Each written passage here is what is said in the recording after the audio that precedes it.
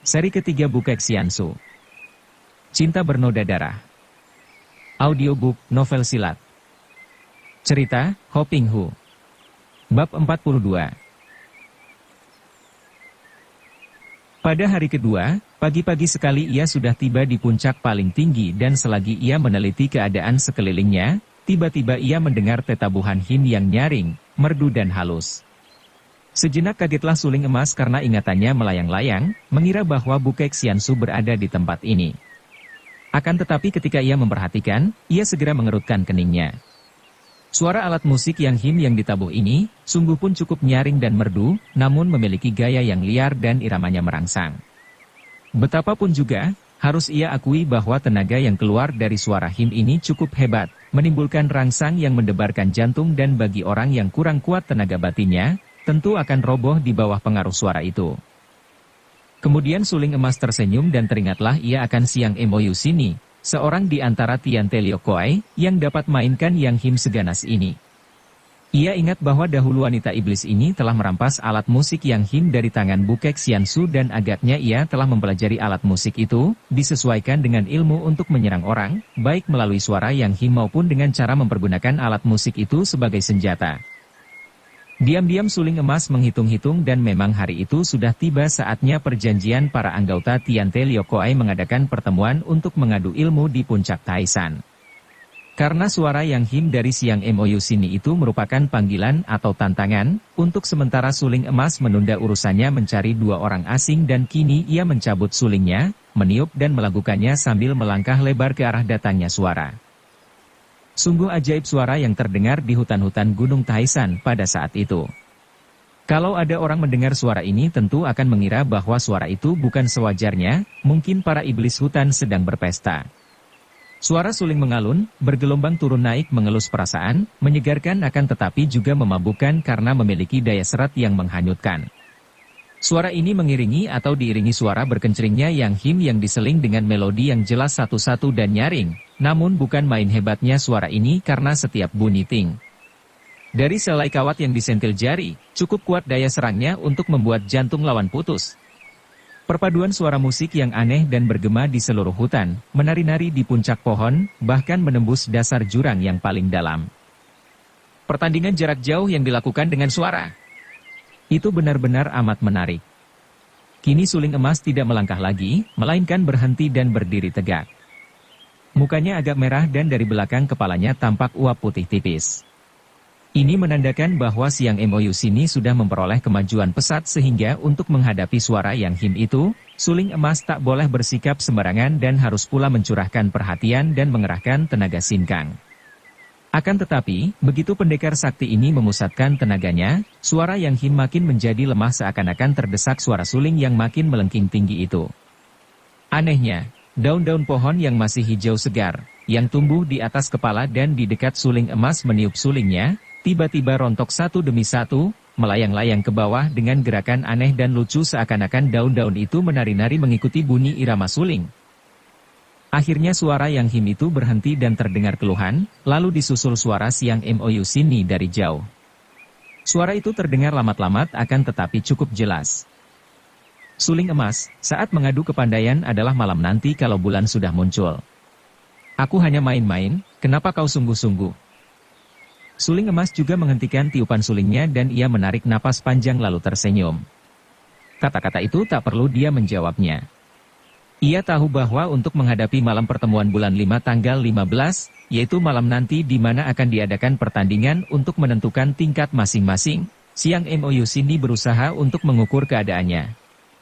Dengan suara yang Him tadi. Dan menurut pendapatnya bahwa biarpun ia tidak kalah oleh Siang Moyu Sini dalam penggunaan sinkang di dalam suara, namun kemajuan wanita iblis itu tak boleh dipandang ringan begitu saja dan malam nanti akan merupakan lawan yang tangguh. Setelah Siang Moyu Sini pergi, suling emas teringat kembali akan dua orang kakek yang dicarinya. Ia lalu melanjutkan usahanya mencari jejak kedua orang itu. Dua Lo Cian Pue yang muncul di pondok Kim Sim Yok Ong, silahkan keluar, saya mau bicara. Demikianlah berkali-kali ia berteriak dengan pengerahan kaikangnya sehingga suaranya bergema sampai jauh. Namun hasilnya sia-sia, tidak ada jawaban kecuali gema suaranya sendiri. Ia melangkah terus dan tiba di sebuah puncak lain. Di sini ia pun berdiri dan meneriakkan panggilannya seperti tadi. Oleh karena suaranya memang keras, apalagi dengan pengerahan kaikang, suara itu bergema dan burung-burung yang tadinya enak-enak hinggap dan mengaso di atas cabang-cabang pohon, berlindung dari panasnya matahari di antara daun-daun, menjadi kaget dan beterbangan sambil bercuit-cuit. Sekelompok burung yang kebetulan berada di pohon dekat suling emas berdiri, kaget dan kelepak sayapnya terdengar gaduh. Suling emas mengangkat muka memandang sambil tertawa. Akan tetapi suara ketawanya terhenti ketika ia melihat sinar hitam seperti asap menyambar ke atas dan burung-burung itu yang jumlahnya belasan ekor runtuh ke bawah dan berjatuhan di depan kaki suling emas. Ketika ia memandang teliti, ternyata burung itu semua telah mati dan kulit mereka berubah menjadi hitam sedangkan bulu-bulunya rontok. Tahulah ia bahwa bukan hanya Siang Emoyu Sini saja yang sudah hadir di Taisan, dan agaknya para anggota Tiante Liokoai mulai mendemonstrasikan kelihayannya. Hegiamlo iblis keji. Tak perlu kau memperlihatkan kekejamanmu di hadapanku, kalau kau mau mulai bertanding, keluarlah. Tidak ada jawaban kecuali suara dengus mengejek yang disusul oleh sambaran sinar hitam yang cepat bagaikan kilat gerakannya. Diam-diam suling emas kagum dan mengerti bahwa kepandaian Hegiamlo dalam hal melepas senjata rahasia Hek Intop Ciam, jarum beracun awan hitam, telah maju dan jauh lebih berbahaya daripada dahulu dalam pertandingan di puncak Taisan ini. Karena ini suling emas tidak mau memandang rendah. Cepat tangannya sudah mencabut keluar kipas birunya dan dengan gerakan yang diisi luekan sepenuhnya ia mengibas ke depan. Runtuhlah jarum-jarum hitam itu, semua lenyap ke dalam tanah. Akan tetapi sinar hitam kedua menyusul, malah lebih besar dan lebih kuat. Ketika suling emas mengibaskan kipasnya lagi, sinar itu membalik, tapi hanya kurang lebih 2 meter, lalu terdorong maju lagi. Mendesak terus, bahkan kini mulai berpencar menjadi 3 bagian yang menerjang tubuh suling emas dari atas, tengah, dan bawah. Suling emas terkejut karena pada saat itu, di belakang sinar hitam yang sudah pecah menjadi 3 bagian, tampak belasan sinar berkilauan menyambar pula ke depan. Itulah barisan Huitu, golok terbang, senjata rahasia dari Hegiamlo yang ampuh sekali di samping senjata rahasia jarum-jarum beracunnya. Dengan cara luar biasa sekali, iblis hitam itu dapat menyambitkan 13 batang golok kecil, belati, sekaligus dan 13 batang pisau terbang itu secara tepat mengancam 13 bagian tubuh yang kesemuanya mematikan. Hegiamlo, terlalu kau! Seru suling emas dengan marah. Tangan kanannya sudah mencabut sulingnya dan bagaikan terbang tubuhnya sudah mencelat ke atas. Ketika sinar-sinar hitam itu mengejar, ia mengibaskan kipasnya dan berbareng ia memutar sulingnya merupakan lingkaran besar di depan tubuhnya. Ketika belasan pisau terbang itu tiba, pisau-pisau itu tertangkap oleh lingkaran sinar suling, terus ikut berputar-putar merupakan bundaran sinar berkilauan yang indah sekali. Terimalah kembali, bentak suling emas yang sudah turun ke bawah. Sulingnya digerakkan seperti mendorong dan 3 betas batang pisau terbang yang tadinya beterbangan memutar-mutar di depan suling emas, kini seperti belasan ekor burung terbang kembali ke sarangnya. Seperti juga Siang Emoyu Sini, tahu-tahu terdengar suara Hegiamlo dari jauh, malam nanti kita bertanding.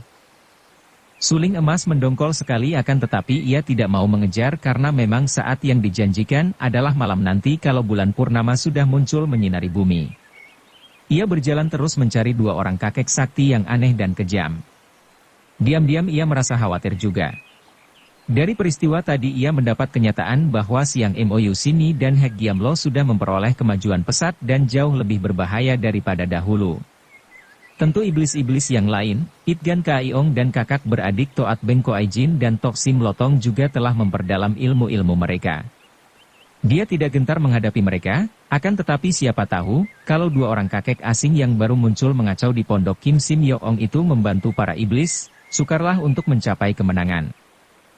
Aku harus menghadapi 2 orang kakek itu lebih dulu sebelum bertanding dengan Tiante Liokoai. Pikirnya dan kembali ia melanjutkan usahanya mencari. Hari telah menjelang senja ketika ia makin mendekati puncak di mana pertandingan antara Tiante Liokoai akan diadakan. Makin tinggi orang mendaki gunung, makin dinginlah hawa udara.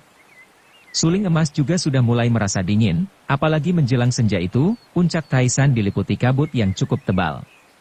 Ketika ia memasuki sebuah hutan pohon cemara tiba-tiba terdengar suara hiruk-pikuk dan banyak pohon tumbang, malah ia lalu terpaksa berloncatan ke sana kemari untuk menghindarkan dirinya tertimpa batang-batang pohon yang berterbangan ke arahnya. Suling emas cepat menyelinap sambil meloncat ke sana-sini, kemudian tahulah ia bahwa yang main-main dengan batang-batang pohon adalah Toat Beng Koajin dan Tosim Lotong. Agaknya mereka berdua juga melihatnya, karena kini mereka tertawa-tawa dan semua batang pohon dan batu-batu besar yang mereka permainkan itu kini menimpa ke arah suling emas.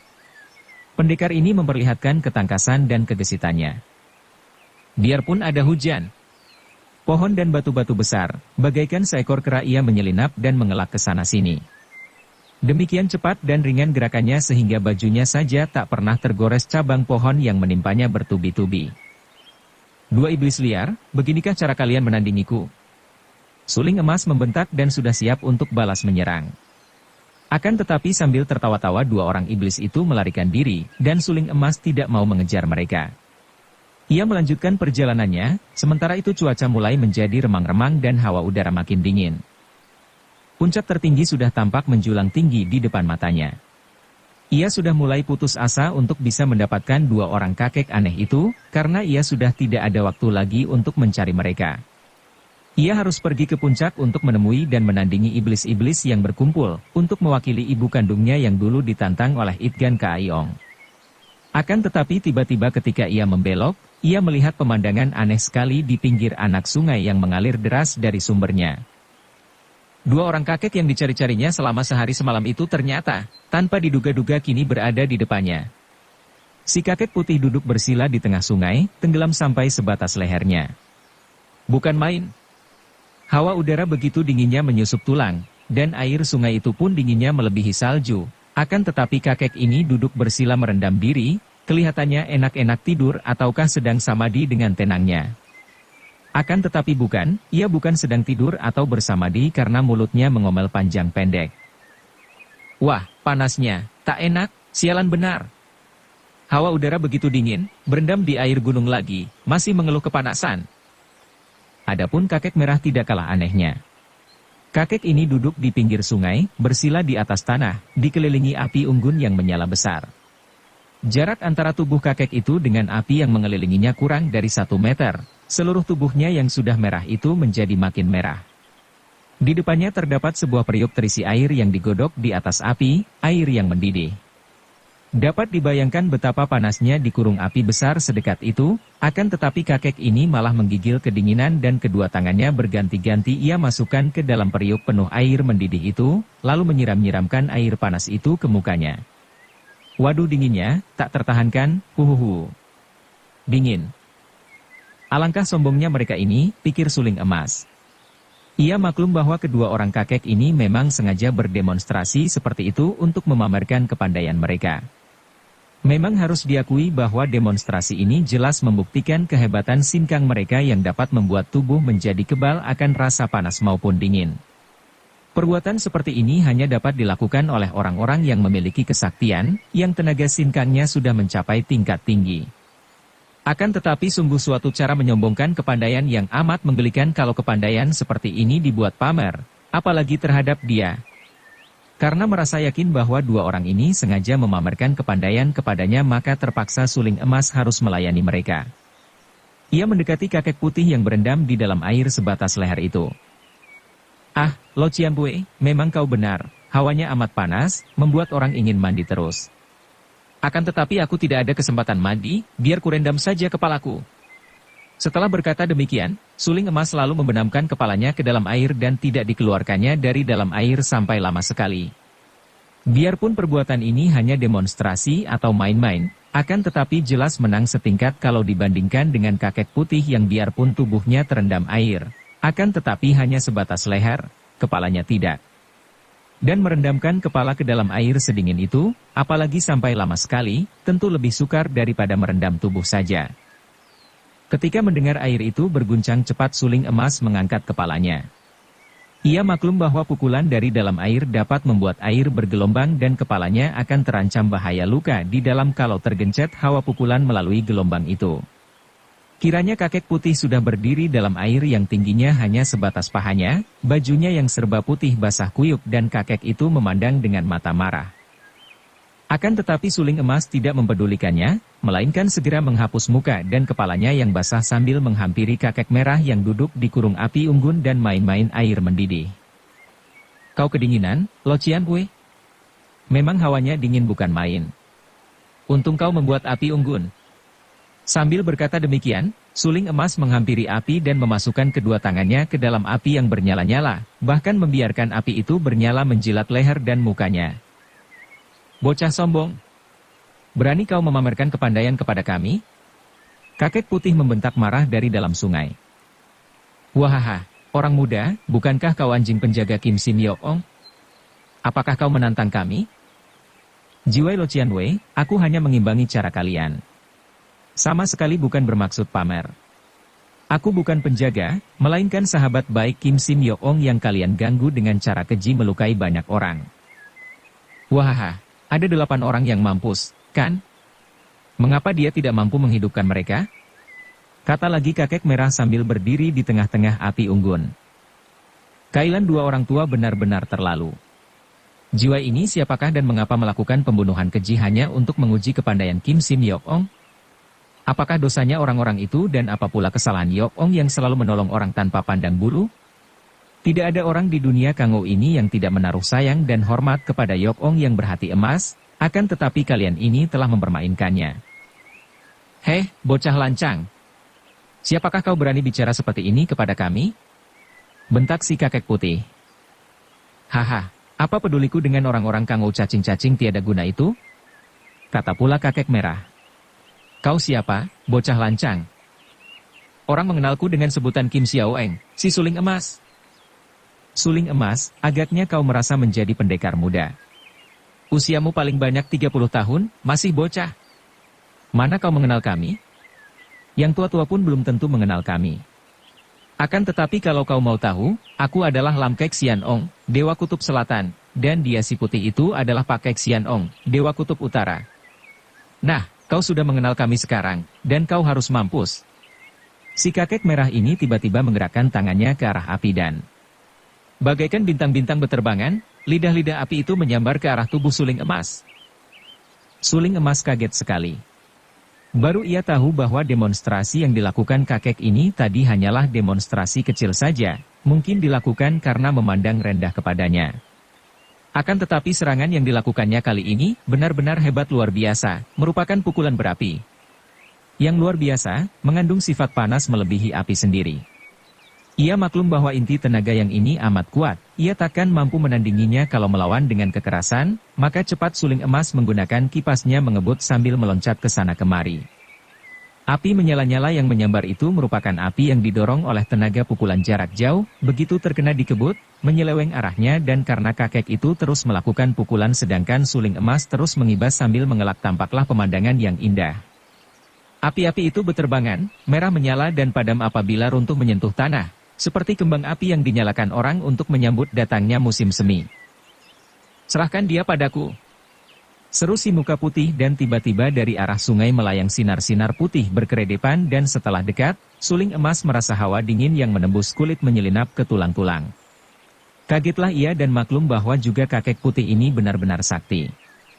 Inti tenaga im yang dimiliki kakek itu sudah sedemikian hebatnya sehingga ia mampu membuat air sungai dikepal menjadi salju atau es dan dilontarkan merupakan peluru-peluru yang mengandung hawa pukulan dingin mematikan. Seperti juga serangan api tadi, kini serangan es yang dingin tak mampu ia menghadapinya dengan perlawanan tenaga, maka ia pun cepat mengelak ke sana kemari sambil menyelewengkan hujan es itu. Sebentar saja suling emas menjadi sibuk sekali, kipasnya mengibas hujan api dari kanan, sulingnya menangkis hujan peluru es dari kiri. Adapun kedua orang kakek itu agaknya begitu penasaran sehingga mereka tidak mau menggunakan cara lain untuk menyerang. Berkali-kali terdengar mereka berseru kaget dan kagum. Aneh, dia dapat bertahan. Disusul seruan-seruan tak percaya, masa semua tidak mengenai sasaran?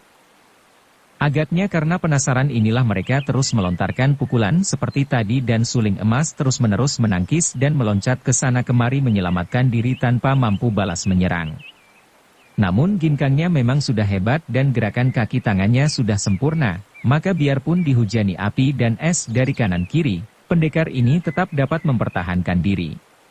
Sementara itu, senja sudah mulai terganti malam dan bulan mulai menampakkan dirinya. Bulan bundar dan penuh, kebetulan tidak ada awan menghalang, halimun pun sudah pergi, maka keadaan menjadi terang benderang. Suling emas. Mengapa kau tidak muncul? Takutkah engkau? Terdengar teriakan yang bergema, datangnya dari arah puncak. Suling emas sibuk sekali. Dua orang kakek ini lihai bukan main, tak mungkin ia dapat meninggalkan mereka. Ia pun tahu akan kelihayan dan kejahatan iblis-iblis yang berada di puncak. Kalau mereka tahu bahwa ada dua orang kakek asing yang amat sakti memusuhinya, tentu mereka akan mempergunakan kesempatan baik ini untuk memukul roboh padanya. Maka ia pun diam saja. Wahaha, agaknya bocah ini banyak musuhnya. Pek Bintuako, kakak muka putih, biar kita beri kesempatan padanya untuk menghadapi musuhnya, baru nanti kita turun tangan, takkan terlambat.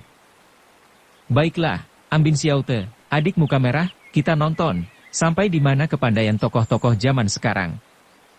Seketika hujan api dan hujan es itu terhenti dan ketika suling emas memandang, kedua orang kakek itu sudah lenyap dari tempat itu. Ia menarik napas panjang, menyusup peluhnya dan berkata seorang diri, berbahaya. Mereka benar lihai. Apa maksud kedatangan mereka di dunia ramai? Nama mereka tidak dikenal di dunia Kang Ou, tanda bahwa mereka adalah pertapa-pertapa yang puluhan tahun menyembunyikan diri, mengapa sekarang tiba-tiba mereka muncul dan mengganggu Kim Sin Yok Om. Suling emas mengerutkan keningnya dan diam-diam ia ingin melihat gerakan ilmu silat mereka untuk mencoba-coba menerka, dari golongan manakah kakek merah dan kakek putih itu. Tingkat tenaga inti dari Imdan yang sedemikian tingginya, kiranya hanya dicapai oleh para guru besar dari partai-partai persilatan besar pula, hasil latihan matang selama puluhan tahun. Suling emas, apakah kau tidak berani muncul? Kembali terdengar seruan suara parau yang menggunakan kaikang. Suling emas mengenal suara ini, suara Itgan Kaaiong, maka ia lalu mengerahkan kaikangnya, berseru keras. Aku Kim Xiaoeng datang. Tubuhnya berkelebat cepat bagaikan terbang menuju ke puncak itu. Bulan purnama bersinar terang, dan suling emas memang sudah seringkali mendaki pegunungan ini sehingga ia hafal akan jalannya, maka di bawah penerangan bulan purnama, sebentar saja ia sudah sampai di puncak. Ternyata mereka sudah hadir lengkap di puncak yang merupakan tanah terbuka ditumbuhi rumput hijau. Lengkap hadir para anggota Tian Teliokoai yang kini hanya tinggal 5 orang itu. Itgan Kaaiong, Siang Emoyusini, Hek Giamlo, Toat Bengkoai Jin, dan adiknya, To Sim Lotong.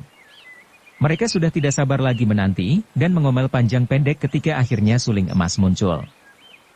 Anggota Tian Teliokoai selalu berlomba untuk lebih dulu hadir dalam pertemuan mengadu kepandaian, membuktikan bahwa ia berani. Dia ini main lambat-lambatan, anggota macam apa ini? Toat Bengkoai Jin mendengus dan marah-marah. Memang dia tidak patut menjadi anggota Tian Teliokoai. Cuh! Itgan Kaaiong meludah dengan sikap menghina sekali. Sudah menjadi pendirian Tian Teliokoai bahwa anggota-anggotanya terdiri daripada orang-orang gagah yang suka melakukan perbuatan berani dan gagah. Akan tetapi dia ini tidak gagah berani, melainkan lemah dan pengecut, buktinya dia selalu memperlihatkan watak lemahnya dengan menolong orang-orang. Mendengar ucapan Hek Giamlo ini semua orang mengangguk-angguk membenarkan. Diam-diam suling emas mengeluh di dalam hatinya. Memang, baik dan jahat, gagah dan pengecut, semua hanya sebutan manusia, dan karenanya baik ataupun busuk, gagah ataupun pengecut, sepenuhnya tergantung daripada orang yang mengatakannya, yaitu berdasarkan pandangannya. Iblis-iblis berupa manusia ini memang wataknya berlainan dengan manusia biasa, akan tetapi mereka tidak sengaja bersikap demikian, karena memang menurut pendapat mereka, pandangan mereka itu pun benar pula. Dari zaman dahulu sampai kini banyak terdapat orang-orang seperti ini, yang hatinya sudah tertutup dan kotor sehingga pandangannya pun kotor dan menyeleweng tanpa mereka sadari. Perbuatan ugal-ugalan, mengganggu orang, menindas, mengandalkan kekuasaan dan kekuatan, mengganggu wanita baik-baik, menonjolkan kekurang ajaran, semua perbuatan ini mereka anggap sebagai perbuatan gagah berani, atau setidaknya sebagai bukti bahwa mereka ini gagah berani dan mereka bahkan menjadi bangga karena perbuatan-perbuatan itu. Sebaliknya, Orang-orang yang menghindari perbuatan-perbuatan semacam ini, yang selalu berusaha mengasihi sesamanya, mengulurkan tangan menolong sesamanya, dianggap sebagai tanda dari watak penakut dan pengecut. Hai hai hik. Siang Emoyusini tertawa terkekeh dan memasang muka semanis-manisnya ketika ia mendekati suling emas, memandang wajah yang tampan itu, lalu berkata, betapapun juga, kepandaiannya cukup lumayan untuk membuat ia patut menjadi anggota Tian Te Liok. Tentang sifat-sifat gagah berani itu, biarlah kelak aku sendiri yang akan membimbingnya. Aku akan membuat hatinya lebih kuat daripada hati kalian, aku akan mengajarnya menjadi seorang yang paling gagah dan paling berani di dunia ini. Kembali iblis betina itu terkekeh dan dari rambutnya semerbak bau wangi. Tentu saja yang dimaksudkan dengan hati kuat adalah hati yang kejam dan ganas, sedangkan gagah berani adalah suka melakukan perbuatan yang paling jahat mengerikan. Ketika Siang Emoyusini mengulurkan tangan hendak menggandengnya, suling emas melangkah mundur sambil mengelak. Suling emas, mengapa kau mundur? Bukankah tadi kita sudah main-main dan permainan bersama kita menghasilkan perpaduan yang sedap didengar? Percayalah, kalau kau dan aku bersatu, kelak kita akan mempunyai seorang putera yang akan menjadi raja yang menguasai seluruh jagat. Suling emas melangkah maju dan berkata, suaranya keren, dengarlah kalian berlima. Aku datang bukan dengan maksud hendak menjadi anggota Tian Te Liok, oleh karena itu tidak perlu kalian menilai diriku apakah aku patut atau tidak menjadi rekan kalian. Aku datang mewakili mendiang ibuku yang ditantang oleh Itgan Kaiong untuk ikut dalam adu ilmu di antara Tian Te Liok, dan di samping itu, aku hendak minta kembali tongkat pusaka bengkau dari tangan Hek Giamlo juga sekalian aku memang mempunyai perhitungan dengan kalian semua. Itgan Kaiong harus mengembalikan kitab yang dirampasnya dari tangan Lo Chiantwei Bukek Xiansu, juga Hek Giamlo. Sedangkan Siang Emoyusini harus mengembalikan Yang Him. Adapun Toat Beng Koajin dan Tok Sim Lotong yang kena dibujuk Itgan Kaiong untuk menjadi kaki tangan Sumaboan, sebaiknya kembali saja ke tempat asal kalian di pulau-pulau kosong. Wah, dia cukup berani. Memaki-maki kita, mengusir kami berdua. Biarkan dia ikut dalam adu kepandaian, kata Toat Beng Koajin. Memang tokoh-tokoh hitam ini paling suka melihat orang yang berani, apalagi yang kejam, karena watak ini cocok dengan selera mereka. Baiklah, kita mulai dan kali ini kita harus bersungguh-sungguh untuk dapat menentukan urutan tingkat dalam Tian Te Liok, siapa yang paling pandai disebut Tuako, kakak tertua, yang kedua Jiko, kakak kedua, dan seterusnya. Yang mampus dalam adu ilmu ini takkan dikubur, bangkainya akan menjadi makanan binatang buas dan burung gagak, tulang-tulangnya akan diperebutkan anjing-anjing hutan, kata Itgan Kaiong sambil meludah-ludah. Bagus, kita mulai, teriak Siang Emoyusini dan Hek Giamlo berbareng. 5 orang itu serentak meloncat mundur, masing-masing melompat mundur kira-kira 2 tombak jauhnya dan kini mereka memasang kuda-kuda, mata mereka melirik-lirik mencari korban. Karena maklum bahwa mereka ini adalah orang-orang sakti yang aneh, suling emas juga tidak mau menjadi sasaran di tengah-tengah dan ia pun melompat mundur. Kini 6 orang itu merupakan lingkaran yang menghadap ke dalam, menanti saat untuk merobohkan lawan dalam pertandingan campuran itu, di mana tidak ada kawan, semua adalah lawan yang harus dikalahkan, kalau perlu dibunuh. Siapa berani menyerangku? Itgan Kaiong mengejek. Kesempatan ini dipergunakan oleh Tok Sim Lotong yang menerjangnya dari samping kiri sambil mengeluarkan senjatanya yang berupa seekor ular hidup. Terjangan ini dibarengi pekik nyaring yang tidak menyerupai pekik manusia lagi, melainkan lebih pantas keluar dan mulut seekor binatang buas atau agaknya begitulah suara iblis. Memang aneh sekali watak orang-orang ini. Tok Sim Lotong bersama kakaknya, Toat Beng Koajin tadinya dapat diperalat Itgan Kaiong dan bekerja sama dengan Raja Pengemis itu. Akan tetapi dalam pertemuan di puncak Taisan ini, di mana mereka hendak memperebutkan kedudukan sebagai saudara tua yang paling lihai di antara mereka, lenyaplah segala persahabatan, segala hubungan, satu-satunya nafsu yang menguasai mereka adalah menang sendiri dan menjadi jagoan nomor 1. Serangan Tok Sim Lotong ini hebat sekali, tangan kirinya yang mencengkeram ke depan mengeluarkan sambaran angin pukulan yang mengeluarkan bunyi seperti suara tikus, bercuitan, sedangkan ular yang ia pegang dengan tangan kanan itu meluncur ke depan menggigit dan mengeluarkan racun dari semburan mulutnya. Jangan dipandang rendah racun ular itu karena binatang yang dijadikan senjata ini adalah ular beracun yang amat berbahaya, yang mempunyai bisa disebut racun api. Karena racun itu dapat membakar hangus apa saja yang disentuhnya. Juga cengkeraman tangan kiri bocah tua hati racun, Toksim Lotong, ini mengandung tenaga dalam yang penuh dengan racun dingin, merupakan racun yang berlawanan dengan ular di tangan kanannya, namun tidak kalah hebatnya karena sekali saja pukulan tangan kirinya mengenai sasaran, dapat membuat beku jantung dan darah. Namun Toksim Lotong boleh jadi berbahaya bagi lawan manusia biasa, menghadapi Itgan Kaiong ia menemukan tanding. Dengan suara ketawa terbahak, Raja Pengemis ini menyambut serangan Toksim Lotong dengan sama dahsyatnya. Kakek mata satu ini mengangkat tongkat bututnya, ditusukkan ke arah mulut ular sedangkan dia sendiri meludah 3 kali berturut-turut yang ditujukan ke arah 3 jalan darah di sepanjang lengan kiri lawan yang menyerangnya. Jadi, serangan Toksim Lotong itu dibalas serangan pula oleh Itgan Kaiong. Lotong menjerit marah dan tentu saja ia mengerahkan kedua lengannya, yang kanan untuk menghindarkan ularnya dari tusukan maut sedangkan yang kiri untuk menghindari sambaran air ludah yang lebih berbahaya daripada senjata rahasia beracun. Kemudian ia mendesak lagi dengan memutar ularnya seperti kitiran angin cepatnya, sedangkan tangan kirinya tetap melakukan pukulan sebagai selingan. Hehehe. Itgan Kaiong tertawa mengejek dan ia pun memutar tongkatnya mengimbangi lawan dan di lain saat keduanya sudah berhantam dengan seru. Biarpun tongkat di tangan Itgan Kaiong itu hanya tongkat butut, namun kalau sudah ia mainkan seperti itu, dapat melawan senjata baja yang bagaimana keras dan tajam pun. Sebaliknya, senjata hidup di tangan Toksim Lotong juga demikian, kecuali bagian lemah yang terletak di mulut dan mata ular itu, tubuh ular telah dilindungi kulit yang kebal dan tahan bacokan senjata tajam. Pertandingan antara dua orang tokoh iblis dunia ini hebat sekali, angin yang berputar-putar seperti angin puyuh membuat pohon-pohon di sekitar tempat itu bergoyang-goyang dan daun-daun pohon banyak yang rontok.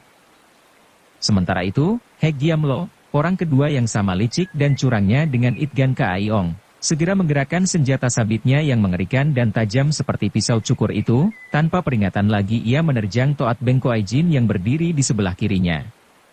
Mengapa ia memilih lawan Toat Bengkoai Jin? Inilah kecerdikan setan hitam itu.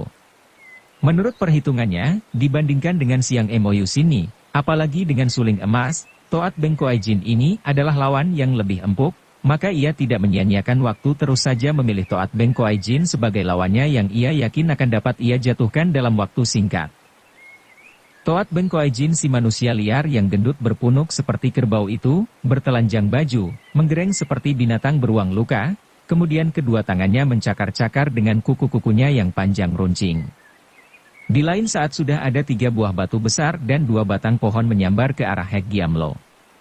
Iblis hitam ini tentu saja dapat mengelak cepat, akan tetapi ketika ia menerjang lagi, si punuk liar itu sudah memegang sebatang pohon besar, dipergunakan sebagai senjata, mengamuk dan menerjang Hek Giamlo. Repot juga Hek Giamlo diterjang dengan senjata pohon yang penuh cabang ranting dan daun-daun itu. Ia membabat dengan sabitnya dan beterbanganlah daun-daun dan ranting pohon itu bagaikan hujan. Sebentar saja pohon di tangan Toat Bengkoai Jin sudah tinggal batangnya saja yang dipergunakan oleh Toat Bengkoai Jin sebagai senjata tongkat besar. Tongkatnya yang sebesar balok bergaris tengah 30 cm itu ia putar-putar di atas kepala sehingga sinar bayangannya menyelimuti seluruh tubuhnya. Segera kedua orang iblis ini sudah saling terjang dan terlibat dalam pertandingan yang tidak kalah serunya dengan pertandingan antara Itgan Kaiong dan Toksim Lotong. Hanya bedanya, pertandingan ini mengakibatkan batu-batu kecil beterbangan ke atas dan tanah menjadi debu bergulung-gulung menyuramkan pandangan mata yang hanya diterangi sinar bulan purnama. Suling emas sudah siap siaga ketika ia melihat orang terakhir, Siang Mou Sini melangkah dan menghampirinya dengan langkah seperti harimau lapar, dengan pinggul digoyang-goyang, lenggang dibuat-buat, disertai senyum manis dan sepasang mata ini berkilat-kilat memantulkan sinar bulan. Deretan gigi putih berkilauan mengintai dari balik bibir mengulum senyum, suling emas bersikap makin waspada dan siap, karena ia cukup mengenal iblis betina ini. Makin manis sikapnya, makin berbahayalah iblis ini. Diam-diam ia harus kecantikan Siang Mou Sini. Seorang wanita yang sudah masak, yang sukar dicari cacatnya dari rambut yang halus hitam panjang berbau harum itu sampai kepada wajah cantik jelita dan bentuk tubuh yang ramping padat dan sepasang kaki tangan yang kecil menarik. Patut disayangkan seorang wanita yang berdarah bangsawan kerajaan Houhan ini tersesat menjadi seorang manusia iblis yang keji. Kalau suling emas teringat akan perbuatan-perbuatan jahat siang MOU sini, lenyaplah rasa sayang dan kasihannya. Entah berapa banyak manusia dan kanak-kanak tidak berdosa tewas di tangan iblis wanita ini, dihisap darahnya hidup-hidup untuk dijadikan obat kuat. Mengingat akan kekejaman ini, ia bergidik dan timbul niatnya untuk membasmi wanita iblis ini agar lenyap sebuah ancaman bagi keselamatan manusia. Akan tetapi wanita itu tidak segera menyerangnya seperti yang disangka oleh suling emas, bahkan mendekatinya sambil tersenyum-senyum dan matanya mengerling tajam. Suling emas, biarkan si goblok itu saling gempur sendiri. Kita tidak begitu goblok untuk bunuh-membunuh di malam seindah ini, bukan? Lihat, betapa indahnya bulan, betapa cemerlang dan sejuknya hawa udara. Suling emas, kita biarkan mereka itu saling gebuk dan saling bunuh. Nanti dengan mudah kita bereskan mereka semua anjing-anjing busuk itu. Sekarang mari kita menonton mereka sambil mengobrol di bawah sinar bulan purnama. Asyik dan nikmat, kan? Aku merindukan dirimu semenjak pertama kita di sini dahulu. Marilah, sayang.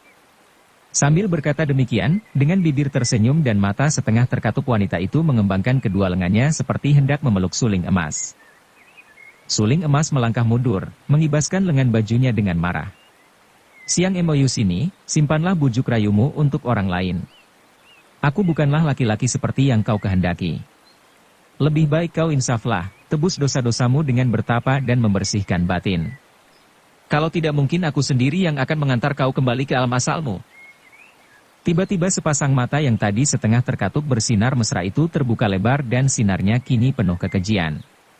Mulut itu masih tersenyum, akan tetapi matanya membayangkan kebencian yang memuncak. Kemudian, tiba-tiba wanita itu menjerit dan menubruk maju, didahului rambutnya yang panjang menyambar hendak menangkap suling emas. Wanita yang tadinya seperti seorang putri jatuh cinta, yang gerakannya lemah gemulai dan penuh bujuk rayu itu, kini tiba-tiba berubah menjadi siluman betina yang haus darah. Kalau begitu, mampuslah kau! Teriaknya mengikuti serbuannya. Suling emas cepat menggerakkan kipasnya mengebut pergi rambut itu dan sulingnya berkelebat menjadi sinar keemasan menotok ke arah leher siang MOU sini. Akan tetapi wanita sakti ini dapat mengelak dan melanjutkan serangannya dengan dahsyat dan penuh kebencian. Kini tangan kirinya memegang sebuah yang him sebagai senjata dan bertempurlah mereka berdua dengan seru dan mati-matian. Tempat yang indah dan romantis, puncak Taisan yang biasanya sunyi hening dan yang tentu akan menarik perhatian kaum pertapa sebagai tempat suci itu kini menjadi medan pertandingan mati-matian yang mengerikan. 6 orang yang sedang bertempur itu kesemuanya memiliki kesaktian yang tinggi. Angin pukulan mereka membuat daun-daun rontok, semua batu-batu pecah berhamburan dan debu mengebul tinggi. Suara angin pukulan mereka berciutan mengerikan dan dalam jarak belasan meter batang-batang pohon yang terlanda angin pukulan berguncang-guncang seperti didorong oleh tenaga raksasa. Dasar 5 orang manusia iblis itu berwatak aneh dan liar, maka dalam melakukan pertandingan untuk menentukan siapa yang paling unggul, sama sekali tidak dipergunakan aturan sehingga pertempuran itu dari kacau balau dan penuh nafsu membunuh. Dan memang masing-masing memiliki keistimewaan sendiri maka tidaklah mudah bagi yang seorang untuk mengalahkan yang lain. Betapapun juga, menghadapi Itgan Kaaiong yang luar biasa dan yang telah memiliki sebagian daripada kitab rampasan dari Bukek Xiansu, lambat laun Tok Sim Lotong terdesak hebat. Karena merasa penasaran bahwa Tok Sim Lotong selalu dapat menahan serangannya sungguh pun ia sudah mengerahkan seluruh tenaga. Akhirnya Itgan Kaaiong memekik keras dan mulailah ia menggerakkan tongkatnya menurut ilmu barunya yang ia pelajari daripada kitab rampasannya yang hanya setengahnya itu. Namun hasilnya sudah hebat sekali. Serangkum angin pukulan berpusing menyerbu ke arah Tok Sim Lotong. Iblis ini mengeluarkan seruan kaget, cepat ia memutar pula ularnya. Prak! Ujung tongkat Itgan Kaaiong tepat sekali menghantam kepala ular sehingga kepala ular itu pecah berantakan. Tok Sim Lotong menjerit marah dan ia menyambitkan bangkai ular ke arah lawannya. Namun sekali menangkis, bangkai ular itu terlempar ke samping, ke arah gerombolan pepohonan di sebelah kiri.